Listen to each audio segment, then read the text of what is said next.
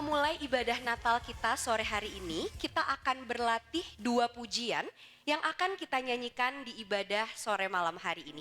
Pujian yang pertama berjudul This is the Day. Dan bagi abang kakak teman-teman yang sudah mengetahui lagunya, boleh kita bernyanyi bersama.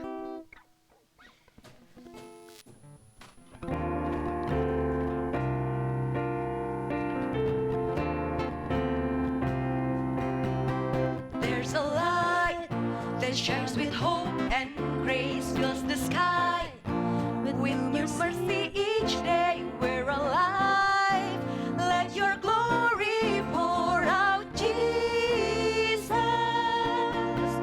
There's a joy that overwhelms our souls, 'cause we know our God is in control. Overflow, let your favor pour out, Jesus. This is the day that the Lord has made. We will rejoice and be glad in it. This is the day that the Lord has made. We'll rejoice and be glad in it. We'll rejoice and be glad in it. Leave behind what happened yesterday.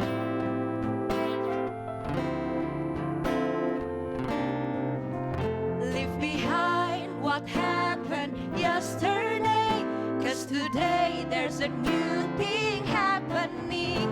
Leave behind what happened yesterday, 'cause today there's a new thing happening. This is the day that the Lord has made. We will rejoice and be glad in it. This is the day that the Lord has made. We'll rejoice and be glad in it. We'll rejoice and be glad in it. We'll rejoice and be glad in it. Demikian lagu This is the Day yang nanti akan kita nyanyikan dengan penuh sukacita. Lagu kedua yang akan kita latih adalah Lahir di Hatiku dari NBC Worship.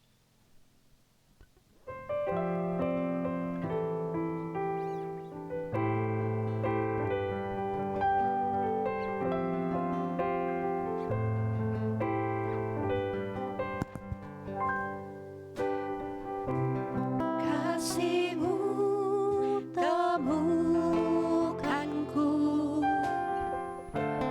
berharga di mata-Mu. Kau berikan hidupku menjadi manusia. Di tengah gelap dunia, terang-Mu beri harapan. Kau tinggalkan semua untuk selamatkanku.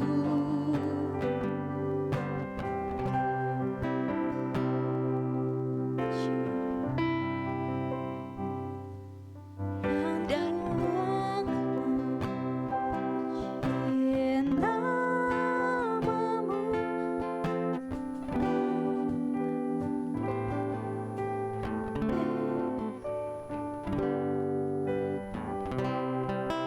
dan memuji namamu. Dan ku akan memuji namamu selamanya, hanya menyembah Yesus, Juru Selamatku, lahir di hatiku, mengubah hidupku. Dan ku akan memuji namamu. Dan ku akan memuji namamu selamanya, hanya menyembah Yesus.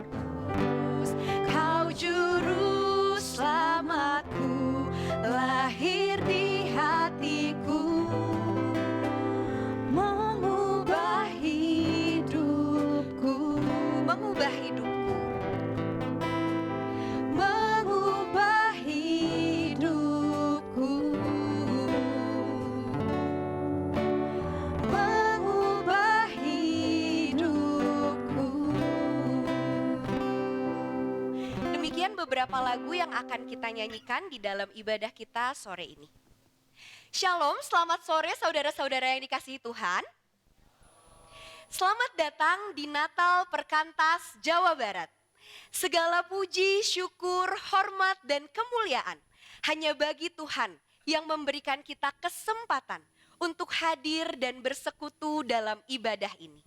Kami menyambut dengan hangat para tamu undangan, khususnya dari gereja-gereja, lembaga-lembaga pelayanan, dan adik-adik dari Panti Asuhan Rumah Kasih Lembang yang boleh bersama dengan kita sore ini.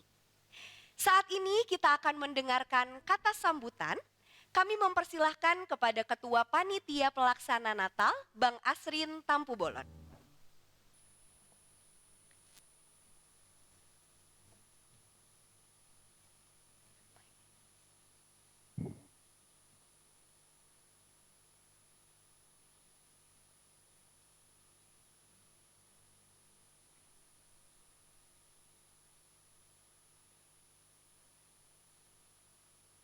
Shalom semuanya.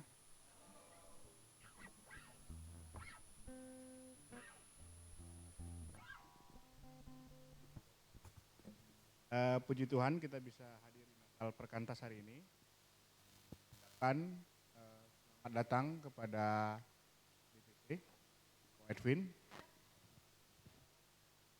Saya ucapkan juga selamat datang kepada Rektor STTB, serta para dosen dan staf yang itu. Terima kasih juga untuk teman-teman yang hadir dari undangan gereja, pelayanan, serta adik-adik kami dari Rumah Kasih Lembang. Dan terkhusus yang kami kasihi juga untuk adik-adik siswa, mahasiswa, dan abang-abang kami di alumni. Terima kasih untuk bimbingan selama persiapan Natal ini. Lupa mengucapkan pada para staf dalam perhatiannya yang membimbing mendukung persiapan pelaksanaan Natal hari ini. Kami sungguh mengucapkan terima kasih karena dalam 2 bulan ini cukup banyak persiapan dalam rangka mempersiapkan Natal kali ini. Kiranya Natal ini dapat berjalan dengan baik. Selanjutnya juga kami tidak lupa mengucapkan selamat datang kepada pembicara kami, Kak Karmia. Nanti kami boleh sama-sama mendengarkan dengan tema menyuarakan kebenaran dan juga menyerukan keadilan. Kiranya Tuhan yang menolong dan memberkati acara kita sampai. Terima kasih, Salam. Mari kita berikan tepuk tangan untuk Bang Asrin. Selanjutnya kami juga mempersilahkan kepada Ketua Badan Pengurus Cabang, Ko Edwin William Handoko.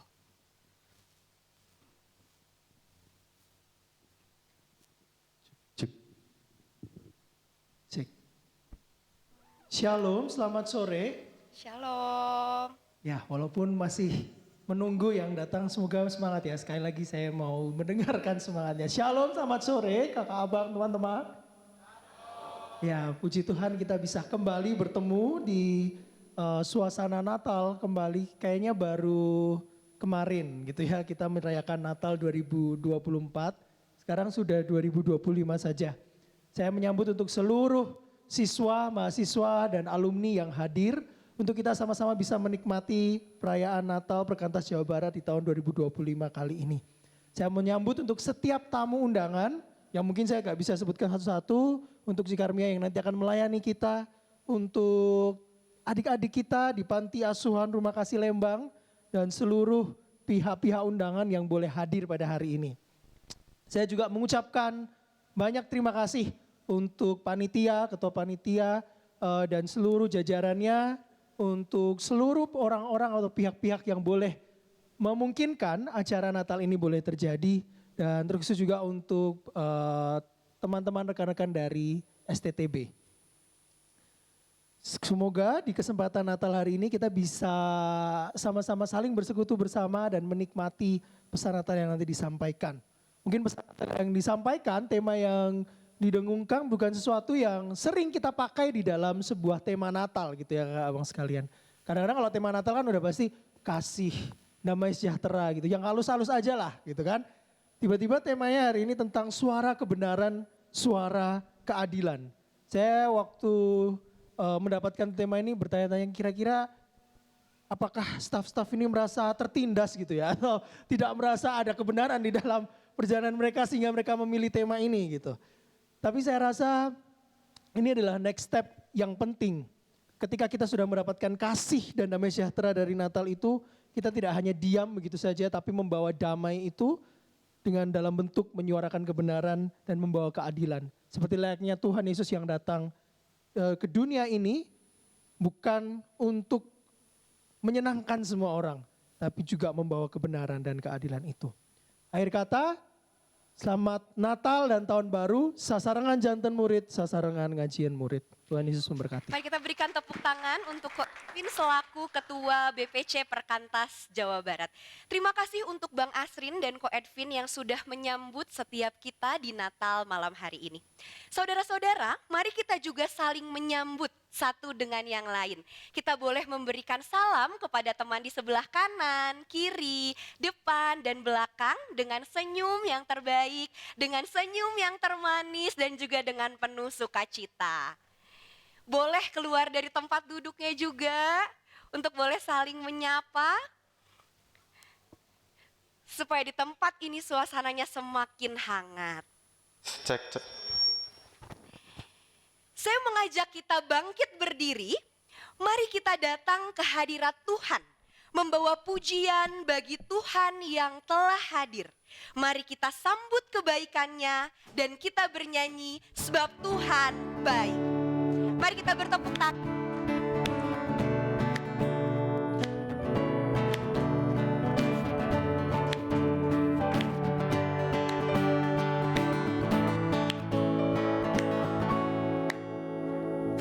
Masuk gerbangnya bersyukur dengan penuh pujian, bersuka di hadiratnya, nyanyi besarkan agung namanya, puji dia tiuplah sangkakala, musik dan tarian, semua makhluk di bumi di sorga dengan senap hati angkat pujian sebab Tuhan baik, sebab Tuhan baik, sebab Tuhan baik, anugerahnya kekal selamanya, sebab Tuhan baik, sebab Tuhan baik, sebab Tuhan baik, anugerahnya kekal selamanya. Mari yang mengalami kebaikan Tuhan, kita puji Dia. Puji Dia tiuplah sangkakala, musik dan tarian, semua makhluk di bumi di sorga dengan senap hati angkat pujian sebab Tuhan baik, sebab Tuhan baik, sebab Tuhan baik, anugerahnya kekal selamanya, sebab Tuhan baik, sebab Tuhan baik, sebab Tuhan baik, anugerahnya kekal selamanya, sebab Tuhan baik, sebab Tuhan baik, anugerahnya kekal selamanya, sebab Tuhan baik, anugerahnya kekal selamanya. Silakan duduk, saudara-saudara yang dikasihi Tuhan. Saat ini mari kita menenangkan diri. Kita berdiam dan mempersiapkan hati serta pikiran kita bagi Tuhan. Mari kita mengambil waktu teduh sejenak.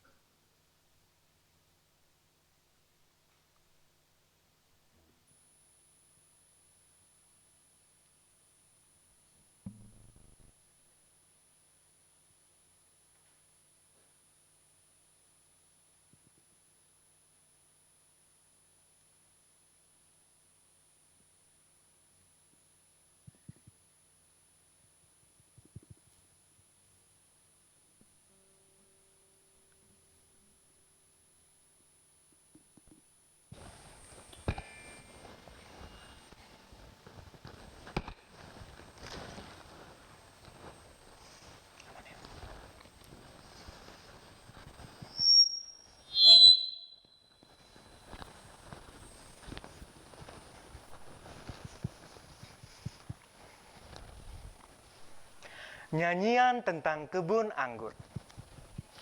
Aku hendak menyanyikan nyanyian tentang kekasihku.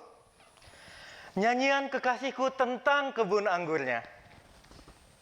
Kekasihku itu mempunyai kebun anggur di lereng bukit yang subur. Ia mencangkulnya dan membuang batu-batunya dan menanaminya dengan pokok anggur pilihan. Ia mendirikan sebuah menara jaga di tengah-tengahnya dan menggali lubang tempat memeras anggur. Lalu dinantinya supaya kebun anggur itu menghasilkan buah anggur yang baik. Tetapi yang dihasilkannya ialah buah anggur yang asam. Maka sekarang, hai penduduk Yerusalem dan orang Yehuda, adililah antara aku dan kebun anggurku itu. Apatah lagi yang harus diperbuat untuk kebun anggurku itu yang belum kuperbuat kepadanya? Aku menanti supaya dihasilkannya buah anggur yang baik. Mengapa yang dihasilkannya hanya buah anggur yang asam? Maka sekarang aku mau memberitahukan kepadamu apa yang hendak kulakukan kepada kebun anggurku itu. Aku akan menebang pagar durinya sehingga kebun itu dimakan habis. Dan melanda temboknya sehingga kebun itu diinjak-injak. Aku akan membuatnya ditumbuhi semak-semak, tidak dirantingi dan tidak disiangi, sehingga tumbuh putri malu dan rumput. Aku akan memerintahkan awan-awan, supaya jangan diturunkannya hujan ke atasnya. Sebab kebun anggur Tuhan semesta alam ialah kaum Israel dan orang Yehuda. Ialah tanam-tanaman kegemarannya. Dinantinya keadilan, tetapi hanya ada kelaliman. Dinantinya kebenaran, tetapi hanya ada keonaran. Kelaliman dan keonaran terjadi pada bangsa Israel. Kisah lama itu tidak pernah benar-benar berakhir. Akar-akar ketidakadilan dan ketidakbenaran masih menyusup sampai zaman ini, menyentuh setiap ruang kehidupan.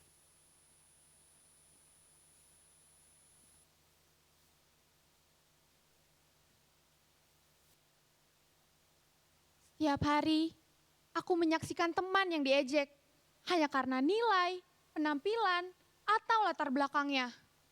Ada guru yang membela yang kuat dan menekan yang lemah. Kami diminta untuk jujur, tetapi sistem yang tidak seimbang membuat sebagian dari kami memilih jalan pintas. Aku melihat semuanya, tetapi mulutku terkunci. Aku tahu mana yang benar, tetapi ketakutan ini menahanku. Kami seperti anggur yang ingin tumbuh, tetapi tanahnya dipenuhi dengan putri malu dan rumput.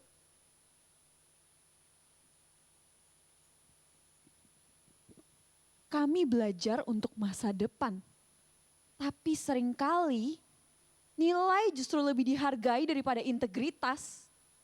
Plagiarisme berkembang, uang menjadi penentu akses, bahkan tuntutan untuk menjadi unggul seringkali membuat orang lupa akan kebenaran. Kami diajar untuk menjadi pemimpin, tapi sayangnya contoh yang kami lihat justru manipulasi dan ambisi pribadi. Saat ini kebenaran hanya menjadi teori, bukan lagi menjadi praktik. Kami ingin menjadi buah anggur yang baik, tapi sayangnya kami justru menghasilkan buah anggur yang asam.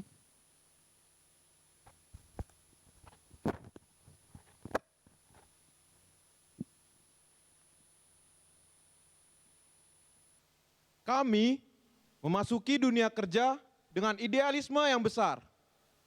Namun, ruangan-ruangan tempat kami bekerja dipenuhi oleh kompromi kecil yang perlahan mengikis nurani.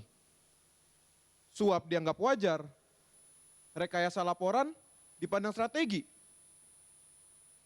Haus akan posisi merusak relasi. Kami seperti tanaman yang dahulu dijaga dengan pagar yang kokoh. Tetapi kini kami tumbuh tanpa perlindungan. Situasi yang diungkapkan melalui monolog tersebut menunjukkan keadaan di sekitar kita yang dipenuhi dengan ketidakadilan dan ketidakbenaran. Seakan-akan segala hal baik yang ada sudah tidak berlaku dan tidak ada maknanya di dunia ini. Kita pun sebagai orang percaya telah gagal untuk menghadirkan kebenaran dan keadilan tersebut. Di dalam segala keonaran dan kelaliman ini, mari kita tetap renungkan kasih sayang Allah yang membawa pengharapan. Ingatlah selalu, sekalipun kita telah gagal dan jatuh dalam dosa, usapan kasih Tuhan tersedia bagi setiap kita bila kurenung dosa.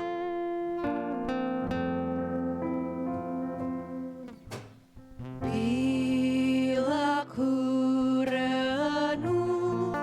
dosaku padamu Tuhan, yang berulang ku lakukan di hadapanmu. Kasih sayangmu,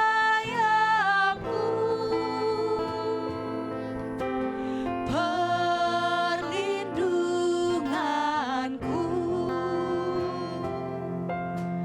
di bawah naungan sayapmu, damai hatiku.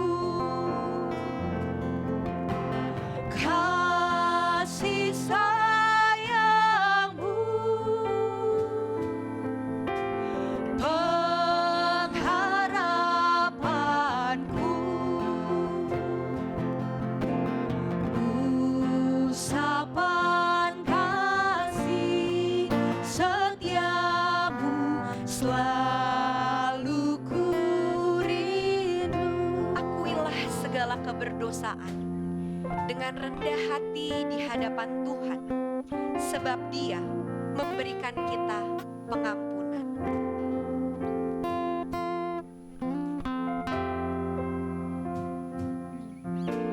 Rasa angku dan sombongku masih menggoda. Iri hati dan benciku kadang menjelma. Kasih sayangmu,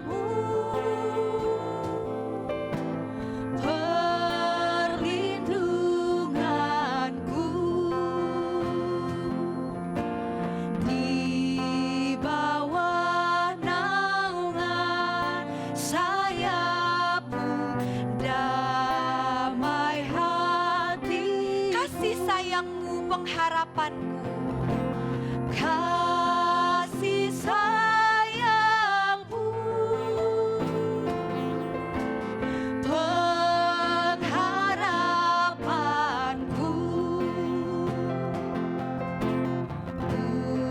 usapan kasih setiamu selalu ku rindu. Kristuslah Sang Mesias yang dinantikan, Sang Penebus yang membebaskan umatnya dari tawanan. Bagi kita, Dia telah hadir untuk memerintah dengan kebenaran dan keadilan. Mari kita semua bangkit berdiri dan bersorak menyambut Sang Immanuel.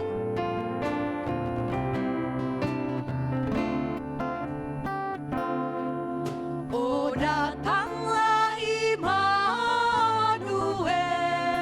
tebus umatmu Israel, yang dalam berkeluh kesah menantikan penolongnya.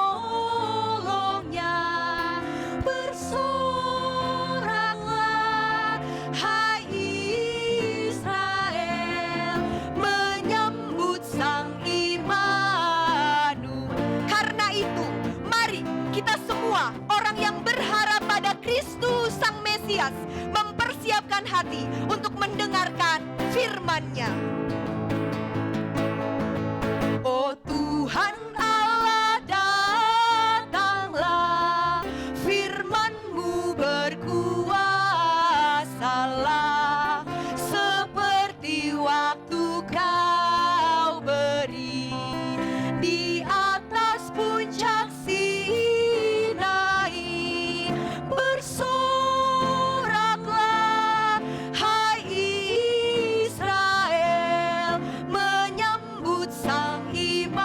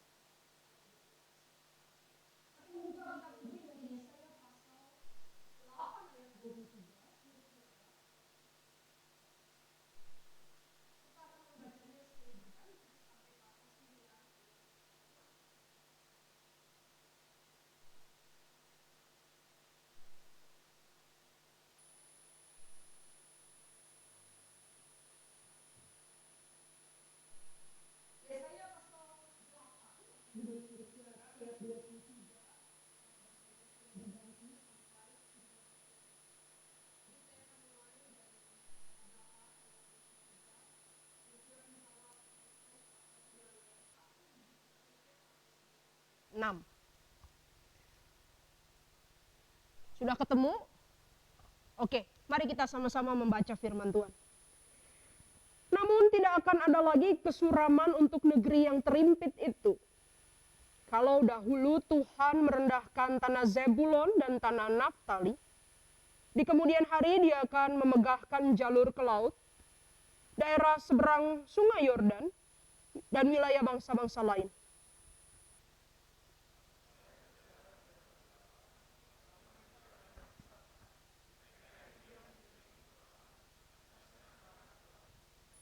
Engkau telah menimbulkan sorak-sorai dan sukacita yang besar. Mereka bersukacita di hadapanmu seperti sukacita di waktu panen, seperti orang bersorak-sorai di waktu membagi-bagi jarahan.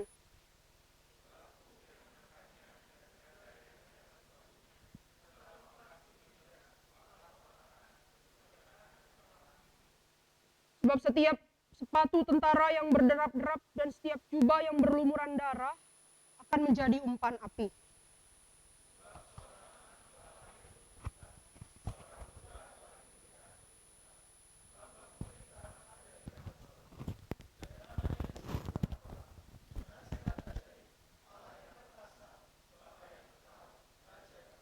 Besar kekuasaannya dan damai sejahtera tidak akan berkesudahan di atas tahta Daud dan di dalam kerajaannya.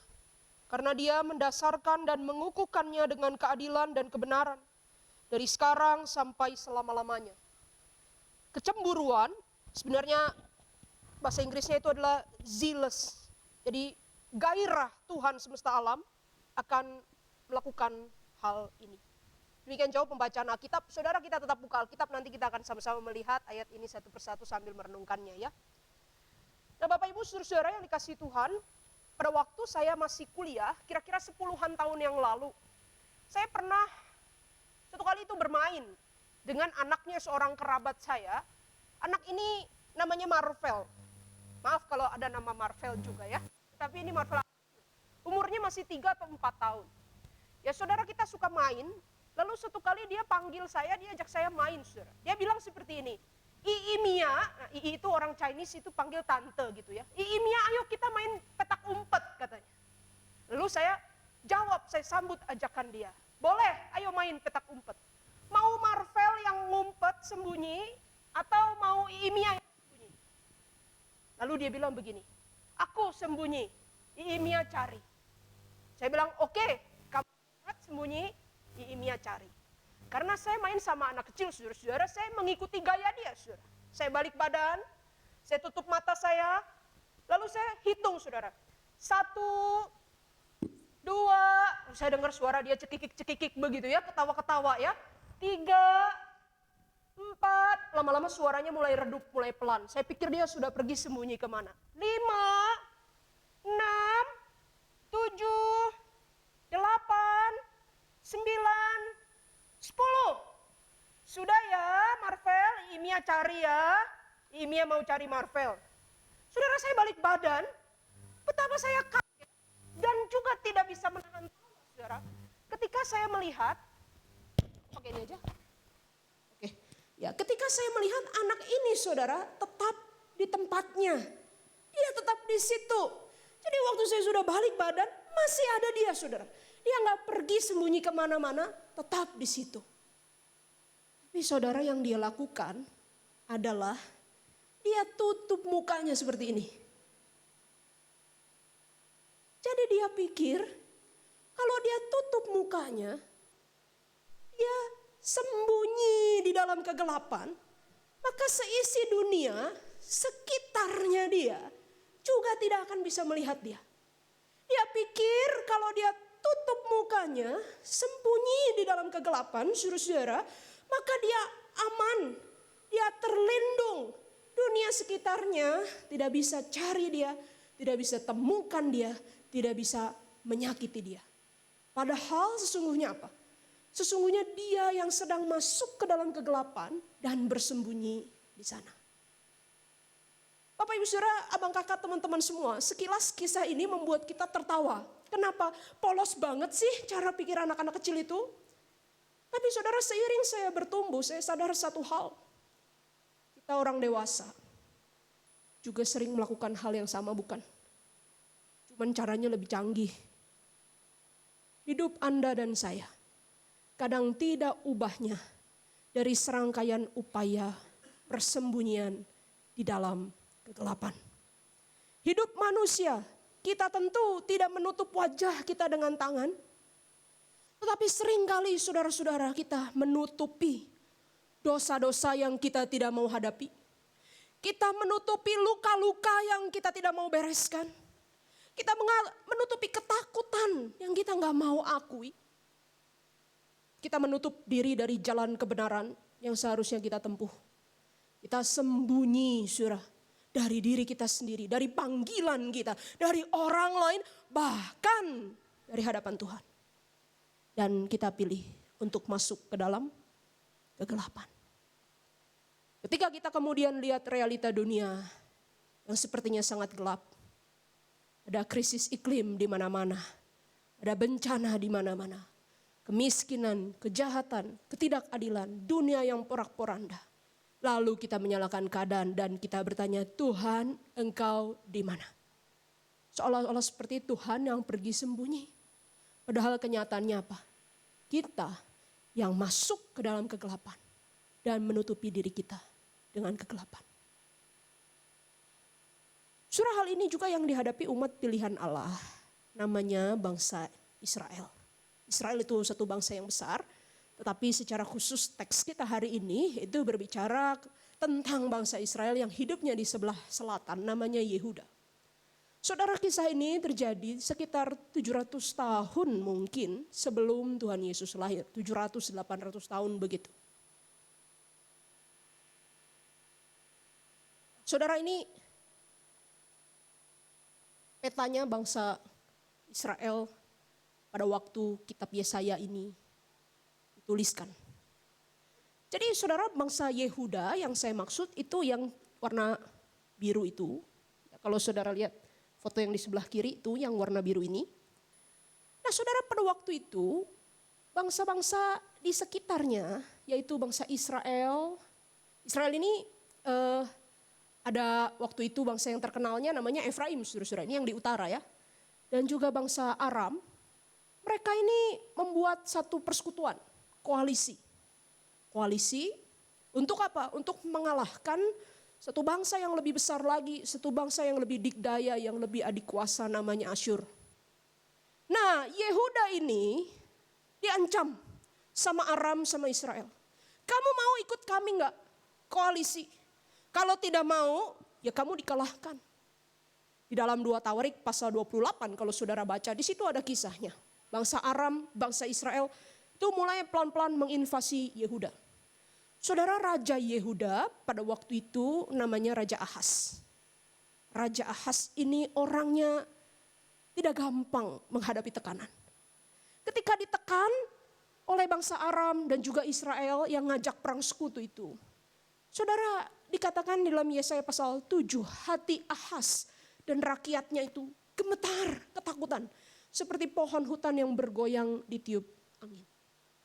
Takut sekali. Nah saudara, sebenarnya melihat keadaan tekanan geopolitik ini saudara. Nabi Yesaya itu dia memberitahu Raja Ahas. Dia kasih tahu Raja Ahas begini. Jagalah agar dirimu tetap tenang. Kalem. Kalem kata Raja Ahas. Kata Yesaya kepada Raja Ahas. Jangan kamu takut, jangan kecut hatimu karena kedua puntung kayu api yang berasap ini, itu maksudnya Efraim dan Aram. Jangan kamu takut. Jangan kamu takut karena kegeraman amarah Rezin. Rezin itu Raja Aram. Dan juga anak Remalia. Anak Remalia itu Raja Efraim. Jangan takut. Kenapa? Karena di dalam Yesaya pasal 7. Yesaya itu kemudian menubuatkan. Nanti akan ada pembebas. Itu kita kenal sebagai nubuatan anak dara yang terkenal itu. Anak dara itu akan melahirkan dan seterusnya. Saudara, tetapi apa yang Ahas lakukan, saudara? Ahas memang tidak jadi ikut koalisi sama Efraim sama Aram. Tidak ikut koalisi. Tapi Ahas melakukan hal yang lebih blunder. Apa? Dia kerjasama dengan Asyur. Di dalam 2 Tawarik pasal 28 ayat 16 diceritakan. Pada waktu itu Raja Ahaz mengirim utusan kepada Raja negeri Asyur. Asyur negara dikdaya itu. Untuk memohon bantuan. Ahaz merampas barang-barang dari rumah Tuhan. Dari rumah raja, dari rumah para pemimpin. Ahaz menyerahkan semuanya itu kepada Raja Asyur. Dalam keadaan terdesak, Ahaz semakin berlaku tidak setia kepada Tuhan. Ahaz, Raja Yehuda yang ketakutan, takut dikepung musuh. Dia tidak mau dengar perkataan Nabi Yesaya. Tidak mau percaya janji Tuhan, tidak mau dengarkan kebenaran. Yang dia lakukan apa? Seperti seolah-olah memasukkan dirinya ke dalam kegelapan. Ia berkata kepada Raja Asyur itu, yang ngomong-ngomong Raja Asyur itu adalah orang kafir, saudara, pagan, penyembah berhala, orang-orang yang tidak percaya Tuhan.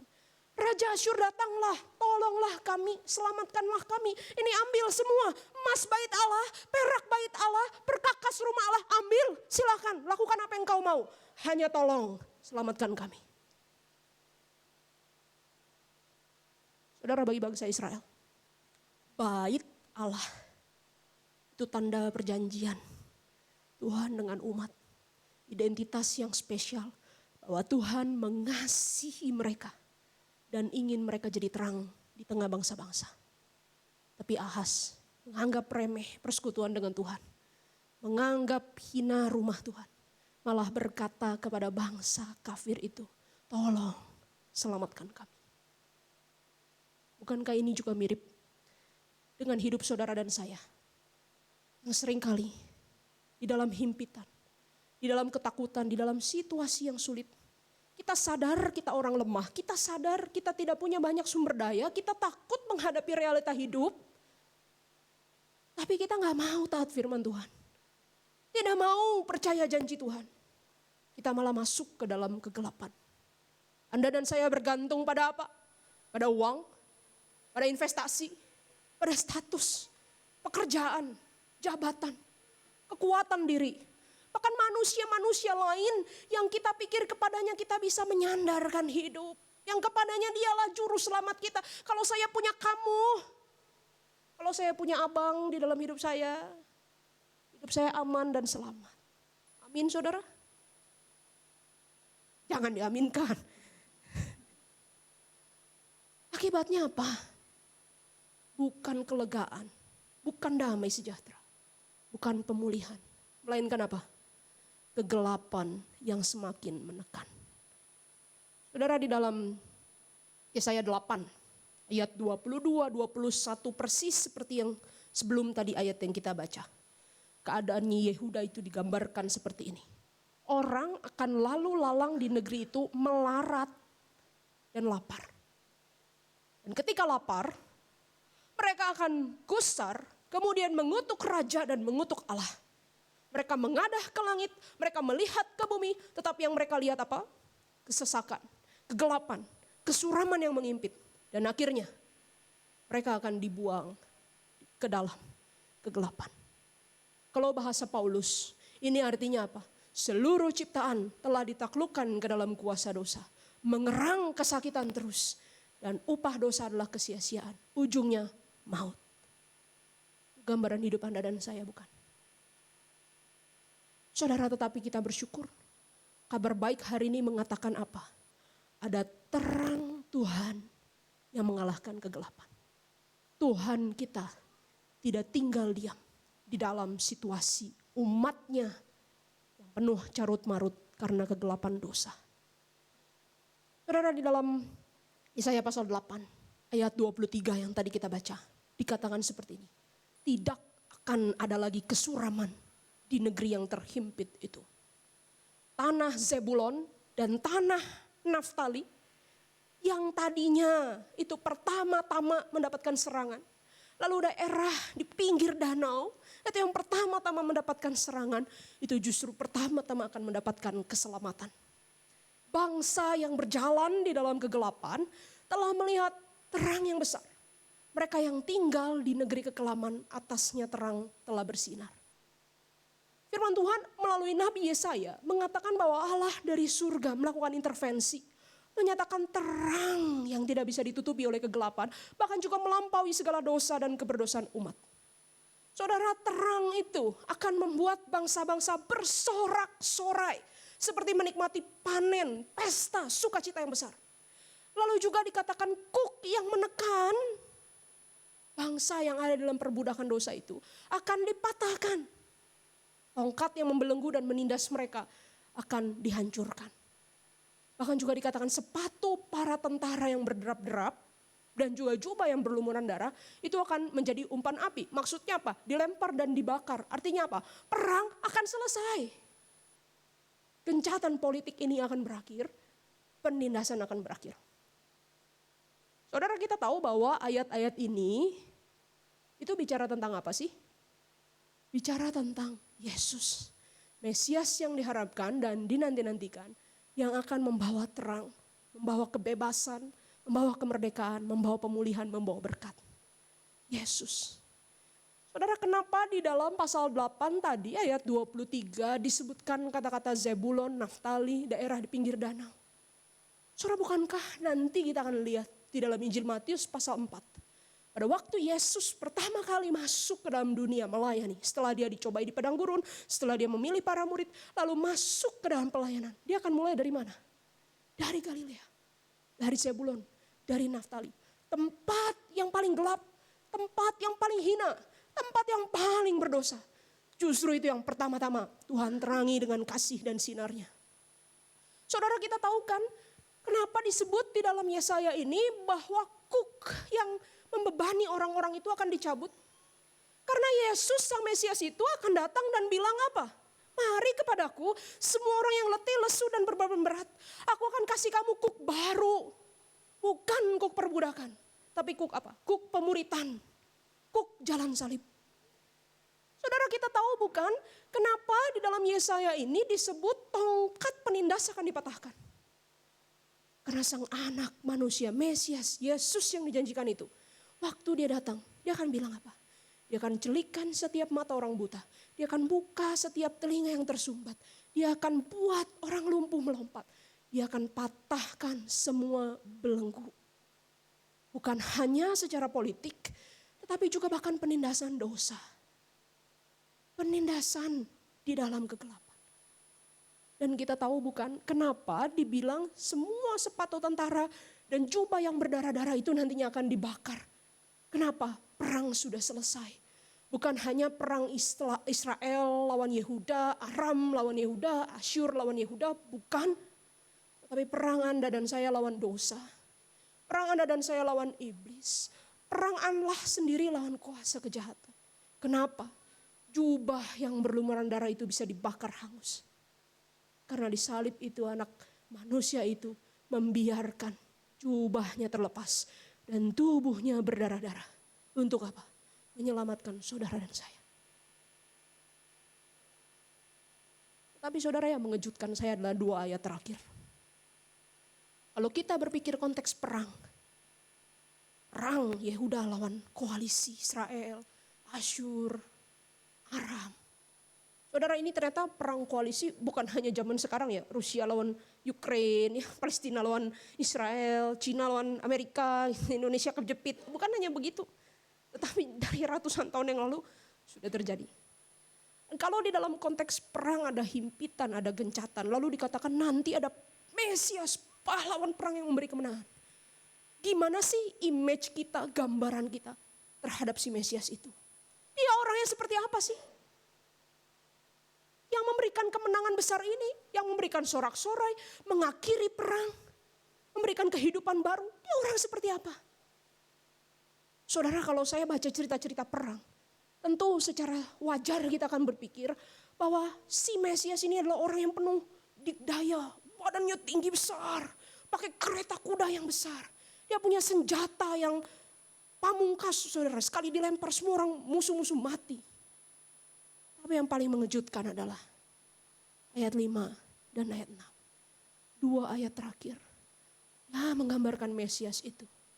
Dikatakan apa?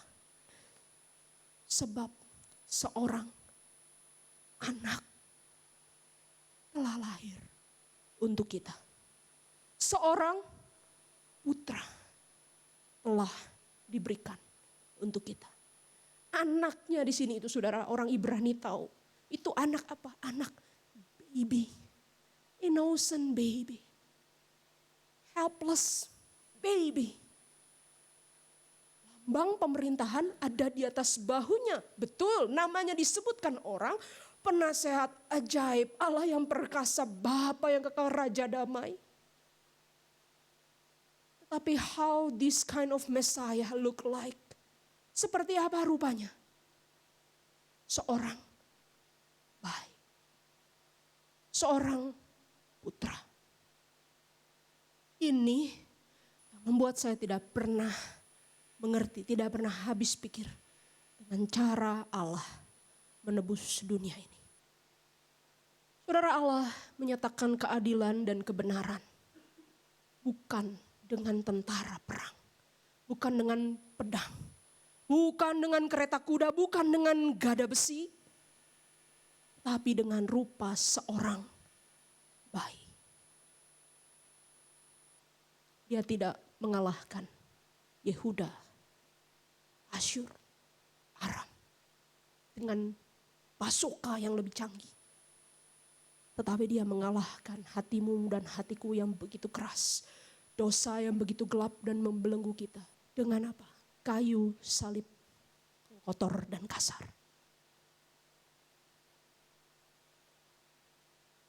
Saudara, jalan hidup Kristen selalu adalah jalan yang berbeda dari dunia.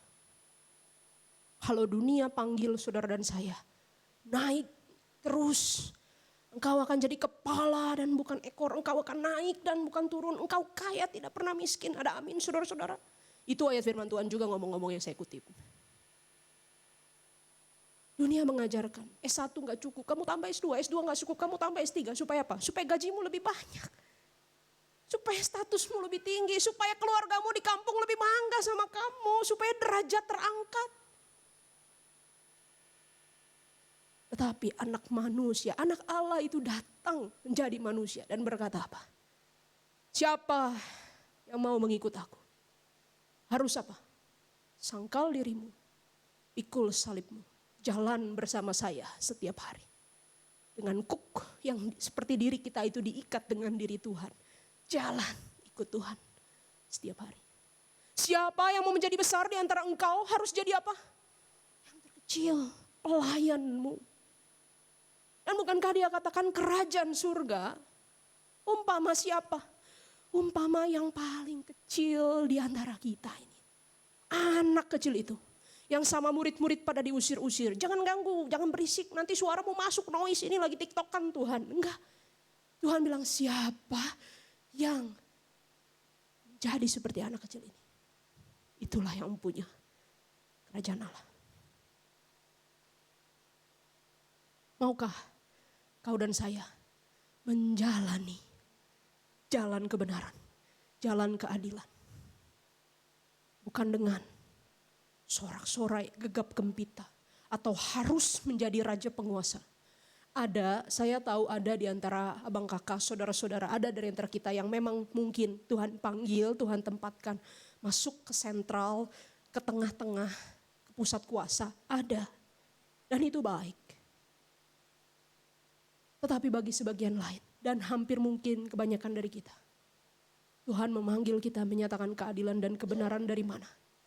Dari pinggir, dari Galilea, dari Naftali, dari Zebulon. Dari sekolah yang mungkin tidak terlalu terkenal. Dari jurusan yang mungkin biasa-biasa aja, gak terlalu favorit juga. Dari keluarga yang sederhana. Dari pekerjaan yang mungkin bukan semuanya kita idam-idamkan. Pertama-tama dapatnya, kalau orang Sunda itu bilang, ya kubutuh. Kubutuh itu apa ya? Ya mau gimana lah, gak ada cara lain begitu. Tapi dari tempat-tempat seperti itu, Tuhan bisa panggil saudara dan saya.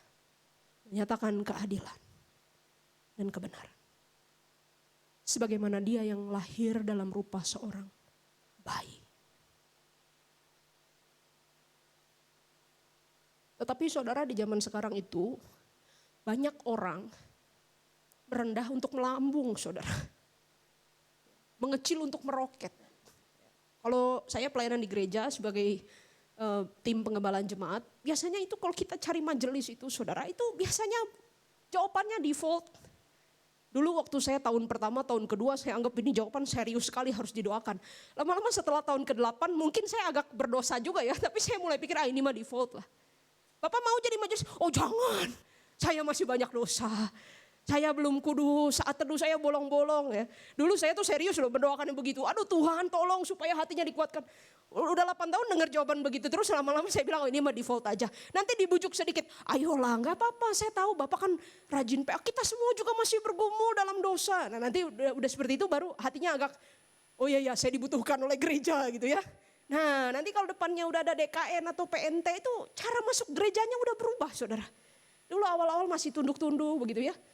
Sekarang itu kalau udah DKN atau PNT itu ya, kalau liftnya nggak dibukain itu bisa panggil-panggil kosternya suruh bukain liftnya. Enggak, itu bukan di gereja saya. Gereja saya baik semua. Takut ada majelis yang datang.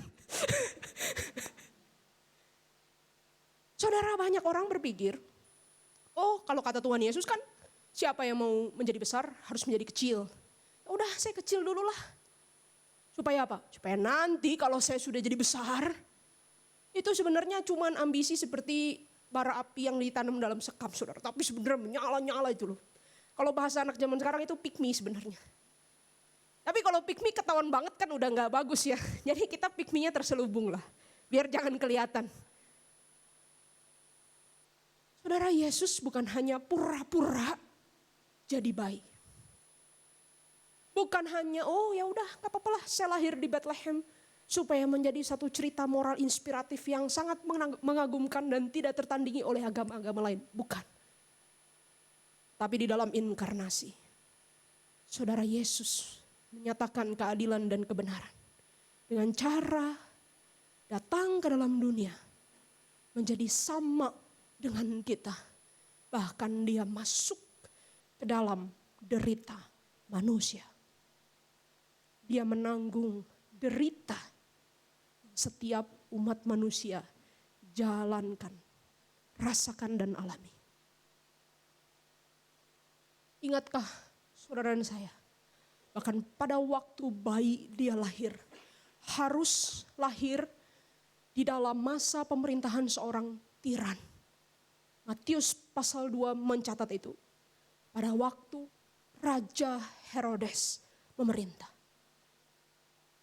Ironis sekali bukan? Raja segala raja itu pemilik tahta di surga dan di bumi menguasai seberhana alam. Masuk dikunci di dalam ruang dan waktu. Di bawah kendali seorang tiran. Dan apa yang Yesus bayi itu rasakan? Saudara, Yesus bayi itu mama papanya tidak pasang feed di Instagram yang mengatakan ini loh hadiah yang kami harapkan. Satu buah stroller, kemudian pemanas susu, kemudian ranjang yang bisa di-portable. Nah saudara, Yesus bayi itu papa mamanya apa yang dilakukan waktu pertama-tama? Harus membawa anak itu. Ngungsi saudara, jadi pelarian. Dari Bethlehem ke Mesir, dari Mesir balik lagi ke Nazaret. Ada satu lukisan orang Perancis saya suka sekali.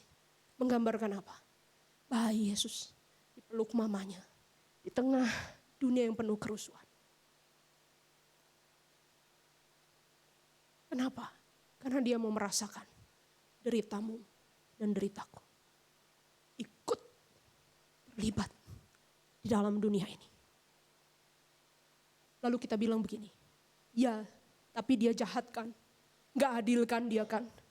Kenapa demi Yesus itu hidup, diselamatkan? Ada banyak bayi-bayi lain di Bethlehem yang harus dibunuh. Saudara tahu perintah itu bukan dari Herodes. Semua bayi yang umurnya 2 tahun ke bawah dibunuh, dimatikan. Malaikat datang kepada Maria dan Yusuf dalam mimpi. Sehingga Maria dan Yusuf itu keburu kan bawa lari Tuhan Yesus. Tapi bagaimana dengan bayi-bayi lain? Matius 2 katakan apa? Rahel menangis dan tidak mau dihibur. Kenapa? Karena kehilangan anak-anaknya. Saudara bisa bayangkan pada malam hari itu, hari-hari itu. Ketika tentara berderap dengan kudanya masuk ke rumah-rumah setiap pria Yahudi. Lalu bilang, ada bayi ya? Enggak ada bayi. Tapi anaknya kemudian menangis, ada bayi. Lalu rumah itu digeledah, bayinya diangkat. Saudara, prajurit itu dengan kudanya bawa bayi itu ke pinggir sungai Nil.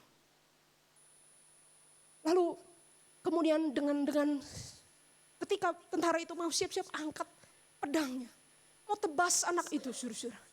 Mamahnya itu bilang, jangan, tolong. Tetapi bayi itu tepas, mati. Kenapa kok malaikat itu enggak datang ke ibu-ibu yang lain? Cuman ke Maria dan Yusuf aja. Sehingga bayi-bayi lain gak sempat dilarikan. Saya mau katakan bahwa tangis, penderitaan, karena ketidakadilan, karena belenggu pemerintahan yang jahat. Itulah potret. Matius pasal 2, itulah potret dunia yang seril-rilnya, saudara. Dunia yang merana dalam dosa. Dunia yang tertindas karena orang-orang datang masuk ke dalam kegelapan. Yesaya pasal 8 itu adalah gambaran dunia seril-rilnya. Air mata itu bukan hanya air mata para putri-putri ibu-ibu Yerusalem yang bayinya dibunuh, bukan. Tapi itu air mata engkau dan saya, air mata seluruh ciptaan yang mengerang di bawah kuasa dosa. Pada malam hari itu, sepertinya seolah-olah Maria dan Yusuf bisa membawa kabur bayi Yesus. Tetapi ingatkah engkau, kurang lebih 30 tahun kemudian, saudara, Ibu Maria itu pun juga mencucurkan air matanya. Di mana? Di bawah kaki salib di Golgota. Kenapa?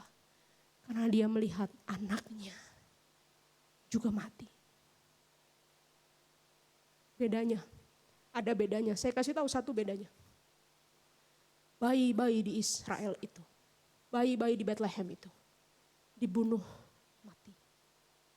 Dibunuh dan mati. Tetapi anak Maria di kayu salib itu, dia mati dibunuh. Tetapi hidup lagi. Anak-anak Rahel tidak ada lagi. Tetapi Yesus itu ada lagi. Dan ada selama-lamanya. Dia mengatakan kepada kita bahwa apa? Dia datang ke dalam dunia untuk membersamai kita. Menyertai kita. Apa artinya menyertai kita? Menyertai kita itu artinya adalah termasuk menemani engkau dan saya dalam setiap malam kelammu, dalam setiap isak tangismu, dalam setiap gundah gulanamu, dalam setiap penderitaanmu. Dia masuk ke dalam dunia yang tidak adil, ke dalam dunia yang cemar, ke dalam dunia yang serong. Untuk apa? Untuk menyatakan terang. Terang yang mematahkan segala penderitaan. Terang yang mematahkan ketidakadilan. Terang yang mematahkan penindasan. Saudara, saya sedang menjalani studi lanjut di sebuah lembaga pendidikan misi. Dan ada satu kakak kelas, alumni sebenarnya ya, dari sekolah kami. Namanya Munter Isaac. Dia seorang pendeta yang terkenal sekali, dia melayani di daerah Gaza di Palestina. Tahun 2023 dia membuat dekor Natal di gerejanya seperti ini, saudara. Judulnya apa? Christ in the Rubble. Kristus hadir di tengah reruntuhan. Di tengah perang. Di tengah penderitaan. Ketakutan, kegelapan dunia tidak pernah menjadi ketakutan bagi Kristus. Kristus sengaja masuk ke dalam dunia yang carut marut itu. Penuh derita dan ketidakadilan itu. Kegelapan hidupmu dan hidupku tidak akan pernah overwhelming untuk Tuhan Yesus. Setiap kita bergumul dengan dosa, kecanduan, keterikatan, luka-luka batin, hal-hal dari masa lalu.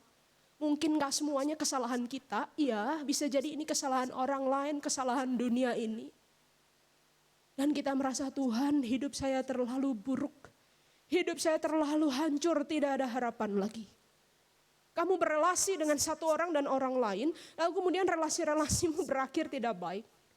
Pelayanan terus bermasalah, ribut karena itu aja urusan persoalannya. Sampai satu titik engkau berkata, susah hidup saya ini. Gak ada yang mengerti aku. Tapi dengarkan berita Injil. Bahkan kegelapan hatimu yang terdalam tidak pernah terlalu gelap bagi dia. Tidak pernah terlalu menakutkan bagi dia. Karena apa? Bahkan dia telah datang sebagai bayi dan putra yang masuk ke dalam dunia yang gelap. Dia juga mau masuk ke dalam hatimu dan hatiku. Kamar-kamar rahasia kita yang tergelap. Pikiran-pikiran kita yang kita sembunyikan daripada semua orang. Dia mau masuk ke situ. Menyalakan terangnya. Tidak pernah bisa dikalahkan oleh segala kelemahan. Saudara, saya pernah mengalami masa-masa waktu remaja, bergumul dengan latar belakang kehidupan yang sulit. Tuhan membentuk hidup saya dengan cara yang unik. Saya kehilangan orang tua kandung sejak masih kecil, lalu hidup bersama saudara yang tidak mengenal Tuhan. Bersyukur di dalam rumah itu kemudian kami disekolahkan di sekolah yang dekat dengan rumah. Dan di sekolah itu saya mendengarkan berita Injil. Lalu kemudian melayani, tertanam di persekutuan Kristen, di gereja, juga di perkantas. Dibina banyak sampai akhirnya memberi diri melayani Tuhan sebagai hamba Tuhan penuh waktu. Apakah perjalanan mulus? Saudara, ternyata waktu di sekolah teologi baru saya sadar. Lewat dosen-dosen, lewat layanan konseling yang diberikan, lewat perenungan-perenungan, khotbah-khotbah, pelayanan relasi saya dengan orang lain, baru saya mengerti. Ternyata di hati saya itu ada banyak pertanyaan kepada Tuhan yang tidak pernah dibereskan. Tuhan, Engkau baik gak sama saya? Kalau Engkau baik sama saya, kenapa hidup saya seperti ini? Kenapa orang lain kok hidupnya lebih baik? Tuhan, kok Engkau mau panggil saya jadi hamba Tuhan? Tetapi sebenarnya kok seperti hidup saya itu susah sekali. Seperti Tuhan tidak berkati. Seperti Tuhan tidak lihat. Karena di dalam satu momen doa, kami waktu itu punya doa-doa kontemplasi begitu. Satu semester sekali rutin ada retreat di dalam kampus untuk berdoa saja. Jadi gak boleh buat tugas, gak boleh pelayanan, doa saja. Saudara, saya berdoa di ruang kapel. Ruang kapel kami itu, karena saya sendirian tentu lampu AC gak dinyalakan. Gelap-gelap saudara. Ya kenapa gelap-gelap? Ya biar gak ada yang lihat. Di depan itu ada salib kayu yang besar.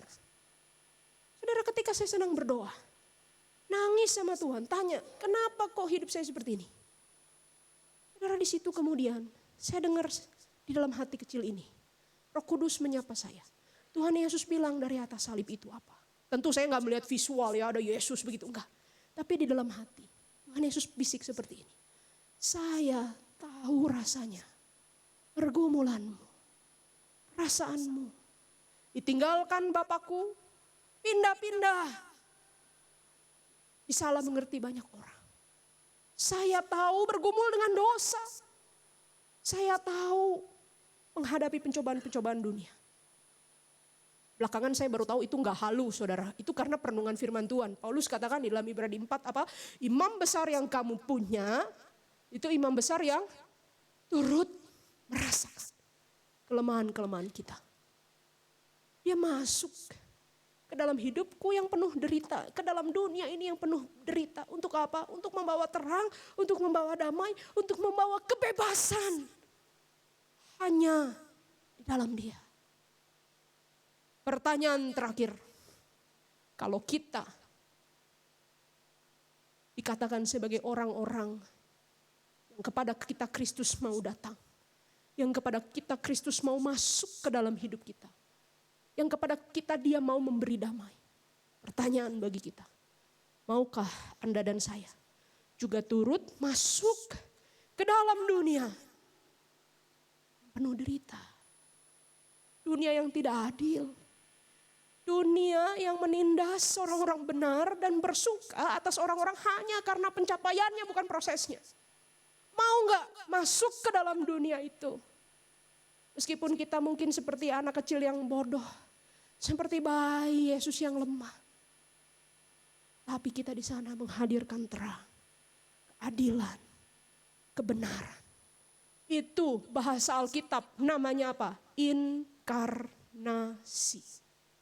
Kalau Kristus berinkarnasi untukmu dan untukku, maukah kita juga jalanin hidup ini dengan spiritualitas inkarnasi? Hadir, show up di sekolah itu, di kampus itu, di lingkungan pergaulan itu, di tempat kerja itu. Meskipun dengan humble and lowly. Bukan pura-pura humble, tapi betul-betul lemah lembut dan rendah hati. Untuk apa? Untuk membiarkan terang dinyatakan, keadilan ditegakkan, kebenaran disuarakan. Hari ini Natal menjadi sebuah undangan bagi kita.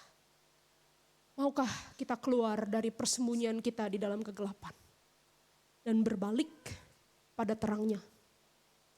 Maukah saudara dan saya menjadi pembawa kebenaran dan juga pembawa keadilan.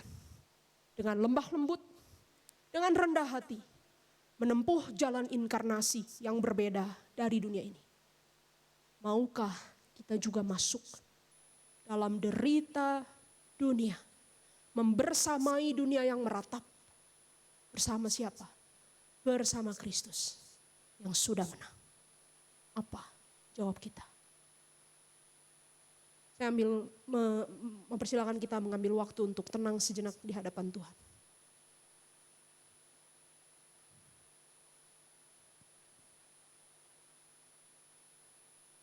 Saudara, saya tidak tahu secara persis pergumulan apa yang sedang kau alami hari ini. Bagaimana hidupmu mengiring Tuhan?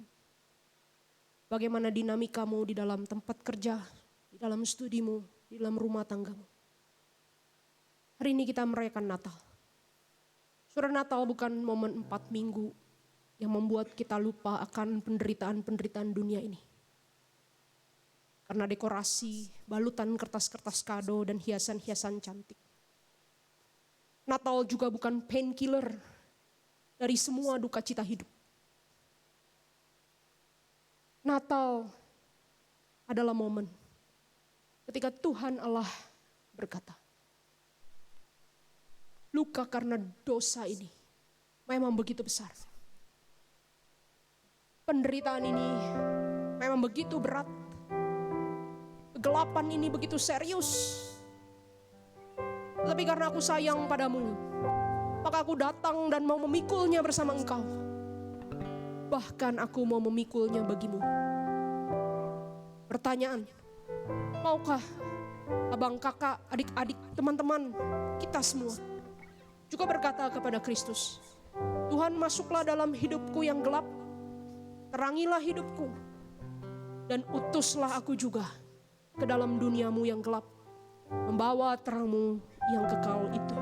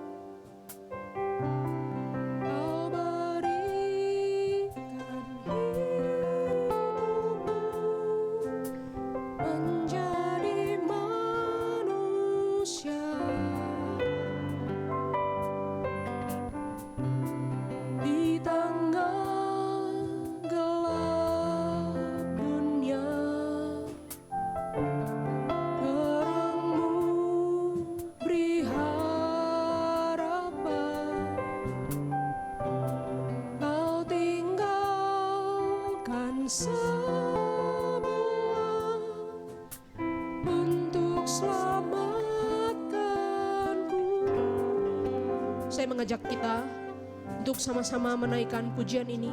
Akan memuji namamu selamanya, hanya menyembah Kau Yesus. Kau juru selamatku, lahir di hatiku, mengubah hidupku.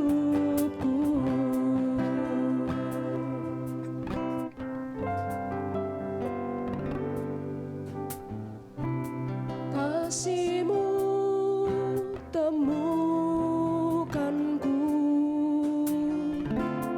berharga di mata-Mu. Kau berikan hidupmu menjadi manusia.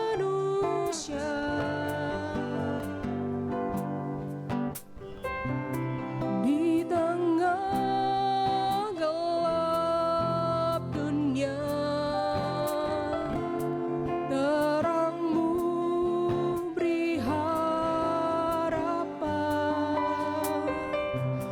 Kau tinggalkan semua untuk selamatkanku, dan ku akan memuji nama-Mu selamanya, hanya menyembah Kau Yesus. Mohon Pak Sutrisna untuk berdoa bagi kita. Hir di hatiku, mengubah hidupku. Mari kita berdoa. Kami bersyukur ya Tuhan untuk firman-Mu yang boleh kami dengarkan pada sore hari ini. Mengingatkan kami bahwa pengharapan bagi dunia yang berjalan di dalam kegelapan bukan terletak di dalam kekuasaan yang ada di tangan manusia. Bukan di dalam diri kami, bukan di dalam diri orang-orang di sekitar kami yang memiliki kekuasaan, yang memiliki harta benda dan sebagainya. Tapi ada di dalam Kristus, Sang Penguasa dunia, yang sudah merelakan dirinya untuk menjadi manusia, hadir di dalam segala kelemahan sebagai manusia, mengalami berbagai penderitaan, dan menyapa manusia di dalam segala kelemahannya. Kami bersyukur dan teguhkanlah terus supaya pengharapan kami boleh tertuju kepadamu, supaya mata kami boleh tertuju kepadamu di dalam segala sesuatu yang sedang kami hadapi, baik di dalam pergumulan-pergumulan pribadi, sebagai siswa, sebagai mahasiswa, sebagai alumni yang sedang menghadapi berbagai tantangan di tempat pekerjaan, sebagai alumni yang sedang berkeluarga, menghadapi berbagai tantangan. Teguhkan kami, ingatkan kami dari hari ke hari bahwa berita Natal adalah berarti Tuhan Yesus hadir di dalam kehidupan kami. Tuhan Yesus menjadi sumber kekuatan dan pengharapan kami. Hamba-Mu juga berdoa untuk semua yang hadir pada sore hari ini. Tuhan, teguhkanlah panggilan-Mu di dalam diri setiap orang. Ada anak-anak-Mu yang sedang masih dipersiapkan di sekolah, di mahasiswa, untuk satu panggilan tantangan jangka panjang ke depan. Ada anak-anak-Mu yang sedang berada di dunia kerja, menghadapi berbagai tantangan yang seringkali melemahkan, yang seringkali sangat sulit. Tuhan, teguhkanlah panggilan-Mu di dalam diri setiap anak-anak-Mu. Dan Tuhan terus sertai, Tuhan nyatakan diri-Mu, kehadiran-Mu, lebih dari sekedar segala sesuatu yang bisa kami pikirkan dan lakukan. Kiranya kehadiran-Mu boleh terus kami lihat, kami alami, dan meneguhkan setiap langkah. Sehingga di dalam segala keterbatasan dan kelemahan yang secara manusia bisa dipikirkan dan dirasakan, kami boleh melihat dan mengalami sendiri bagaimana Tuhan terus berkarya di dalam dan melalui hidup kami. Kami serahkan hidup kami, supaya seperti Kristus yang rela berinkarnasi di tengah dunia ini, kami pun diberikan kerelaan, hati yang rela diutus kemanapun Tuhan mengutus kami, ke tempat-tempat yang paling sulit, ke tempat-tempat yang paling berbahaya, ke tempat-tempat yang paling tidak menyenangkan. Kiranya Tuhan terus anugerahi kami dengan hati yang rela dan teguhkan kami dengan kuasa-Mu. Berdoa, hamba-Mu berdoa juga untuk Hamba-Mu yang sudah Engkau utus untuk memberitakan firman-Mu pada sore hari ini, Injil Karmia, Tuhan terus memberkati pelayanannya.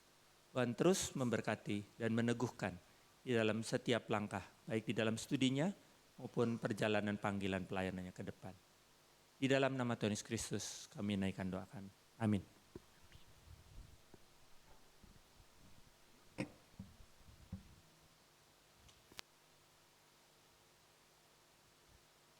Terima kasih untuk Kak Karmia yang sudah memberitakan firman Tuhan bagi setiap kita. Kiranya Tuhan senantiasa memberkati pelayanan Kak Karmia. Saudara-saudara, saat ini kita akan berdoa syafaat. Saya akan membagi dan membacakan topik-topik doa yang akan kita doakan. Untuk baris pertama di sebelah kiri saya, jadi satu baris dari depan sampai ke belakang, akan mendoakan topik doa mengenai pembenahan akses pendidikan yang layak bagi anak-anak di daerah bencana. Saat ini di Sumatera Utara, Sumatera Barat, dan di Aceh, serta pendidikan di daerah rawan konflik seperti di Papua. Itu topik doa yang pertama akan didoakan oleh baris yang pertama. Topik doa yang kedua akan didoakan oleh saudara-saudara di baris yang kedua, mendoakan penanganan bencana alam di Sumatera Utara, Sumatera Barat, dan Aceh. Topik doa yang ketiga akan didoakan oleh saudara-saudara di baris yang ketiga, yaitu mendoakan pengelolaan sampah di Kota Bandung untuk pemerintah kota bersama pihak swasta dan warga. Dan baris yang keempat akan mendoakan mengenai krisis kemanusiaan di Sudan akibat perang saudara, perdamaian di antara pihak yang berkonflik, dan bantuan dari dunia untuk terjadinya perdamaian dan mengatasi krisis kemanusiaan. Demikian topik-topik doa yang akan kita doakan di dalam sesi doa syafaat ini. Mari saudara-saudara kita mengambil waktu sejenak, kita mengangkat doa kita di hadapan Tuhan, mari kita berdoa.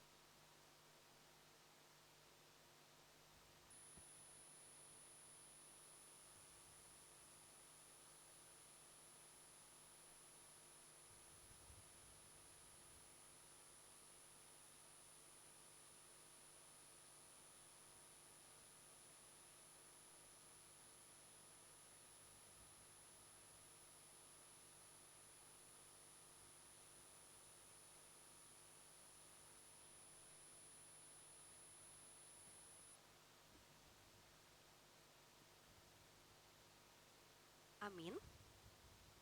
Kita akan berdoa juga bersama-sama untuk mendoakan Perkantas dan IFVS untuk menghadirkan keadilan dan kebenaran melalui pemuridan yang dikerjakan.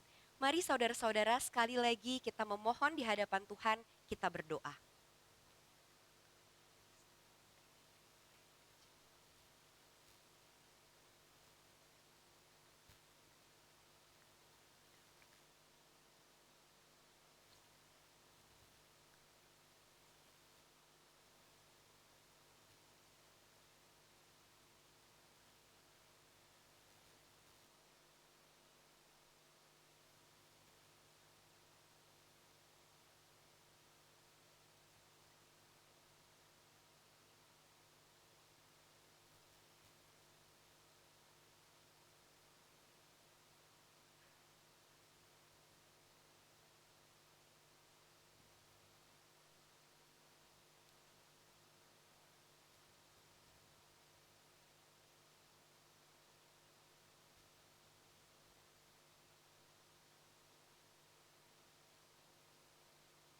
dengarlah setiap seruan doa kami ya Tuhan, dan kami menaruh pengharapan kami di dalam tangan murah kasih-Mu. Di dalam nama Tuhan Yesus kami berdoa dan mengucap syukur. Amin. Yesaya 9 ayat 5 berkata, sebab seorang anak telah lahir untuk kita. Seorang putra telah diberikan untuk kita. Lambang pemerintahan ada di atas bahu, dan namanya disebutkan orang, Penasihat Ajaib, Allah yang perkasa, Bapa yang kekal, Raja Damai. Di momen Natal ini telah lahir Sang Juru Selamat yang datang membawa damai sejahtera bagi kita. Kita muliakan Dia, angkat suara kita, sembah dan puji Dia, terang yang ilahi, Allah yang sejati, yang telah turun menjadi manusia untuk membawa pengharapan sehingga kebenaran dan keadilan itu muncul bagi kita semua. Mari kita menyanyi Hai Mari Berhimpun dari ayat yang kedua.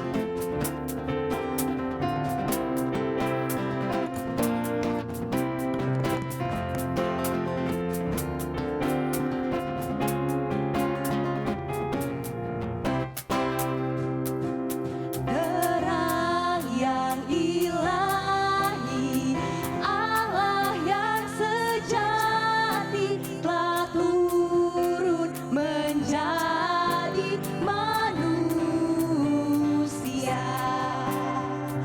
Allah sendiri dalam rupa insan, sembah dan puji Dia, sembah dan puji Dia, sembah dan puji Dia.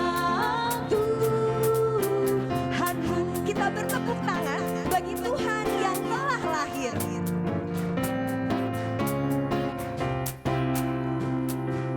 Ya Tuhan yang lahir pada hari ini, ya Yesus, terpujilah namamu. Firman abadi yang menjadi daging, sembah dan puji Dia, sembah dan puji Dia, sembah dan puji Dia. Tuhanmu, mari kita beritakan lahirnya Sang Raja dimanapun jua, siarkanlah di mana jua.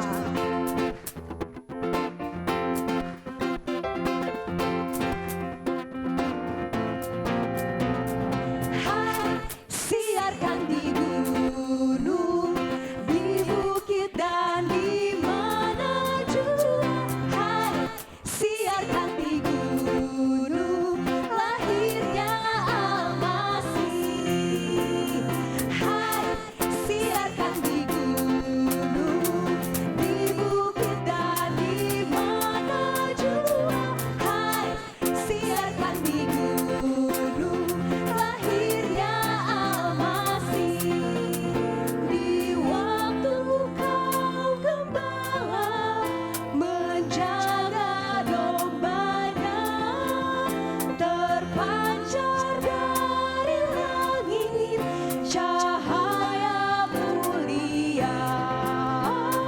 Hai, siarkan di gunung, di bukit dan di mana jua.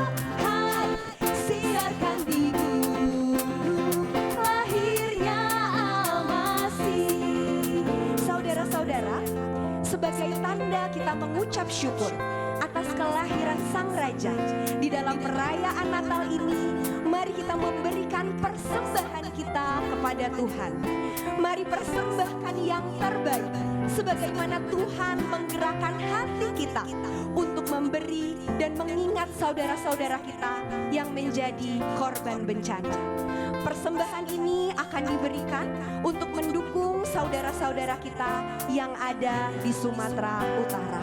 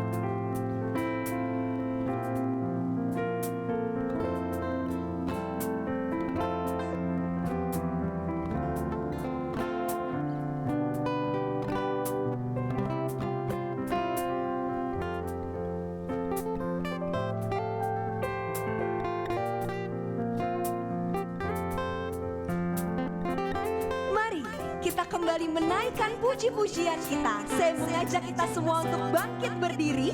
Siarkanlah di gunung, di bukit, dan di mana jua.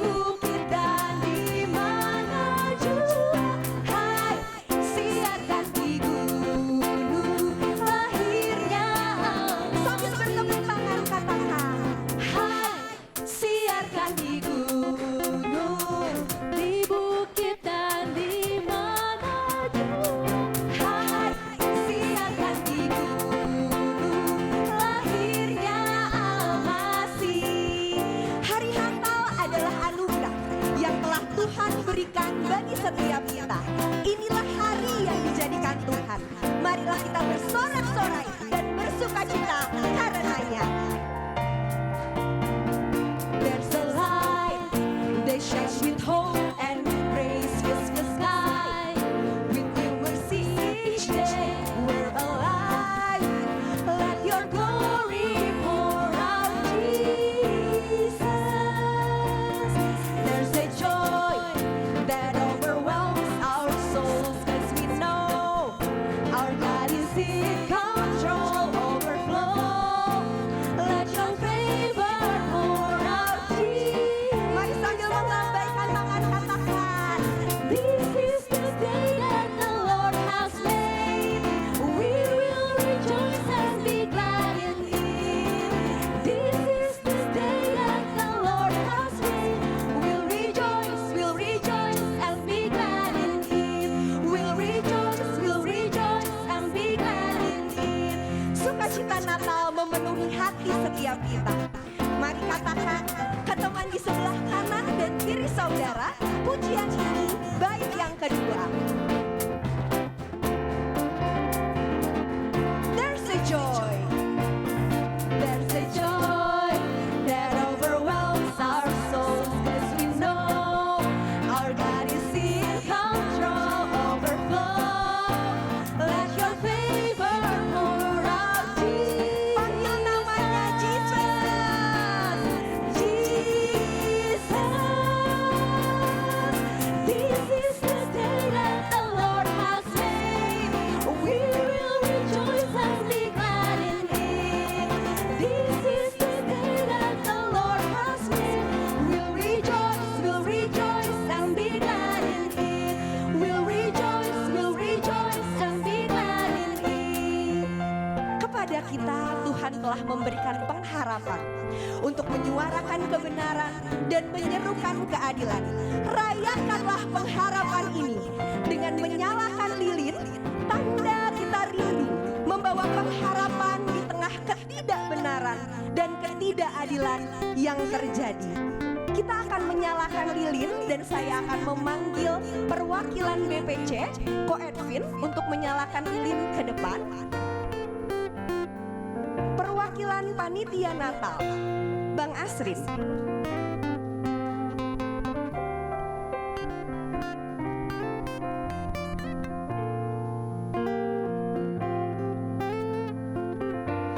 Perwakilan Pelayanan Siswa, Nathan.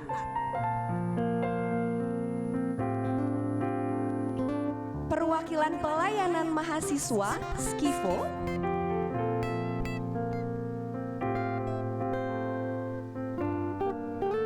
Dan perwakilan Pelayanan Alumni Kaferawati.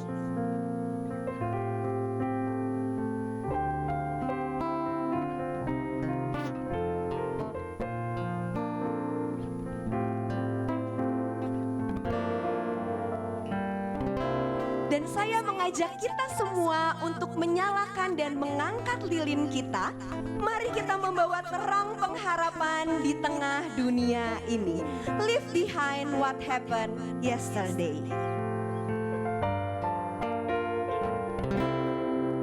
Leave behind what happened yesterday, 'cause today there's a new thing happening. Leave behind what happened yesterday, 'cause today there's a good thing happening.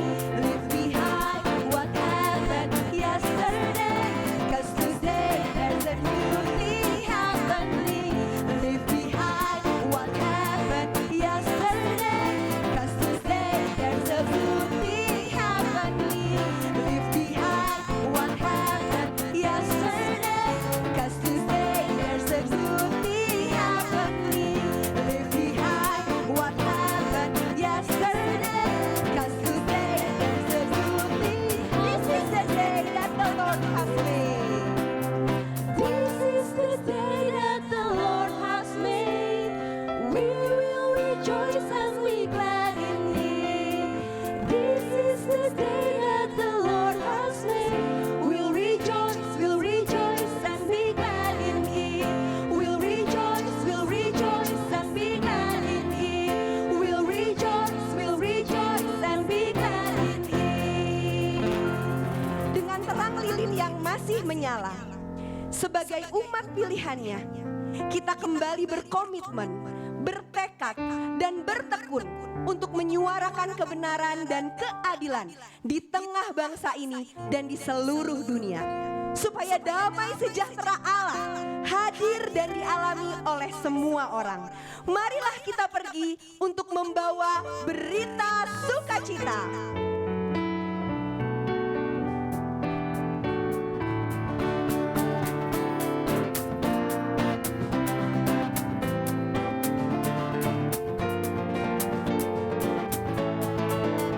Kita harus membawa berita pada dunia dalam gelap, tentang kebenaran dan kasih dan damai yang menetap, dan damai yang menetap. Karena gelap jadi remang pagi dan remang jadi siang terang. Kuasa Kristus kan nyatalah, ramai dan cemerlang. Para saksi Kristus, nyatakanlah kuasa darah yang kudus. Kita harus bersaksi di dunia tentang rasa darah kudus.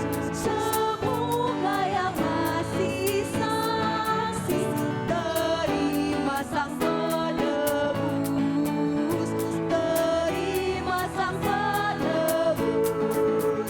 Karena gelap jadi remang pagi dan remang jadi siang terang. Kuasa Kristus kan nyatalah, ramai dan kuasa Kristus kan nyatalah, kuasa Kristus kan nyatalah, ramai dan cemerlang. Kuasa Kristus kan nyatalah, ramai dan cemerlang.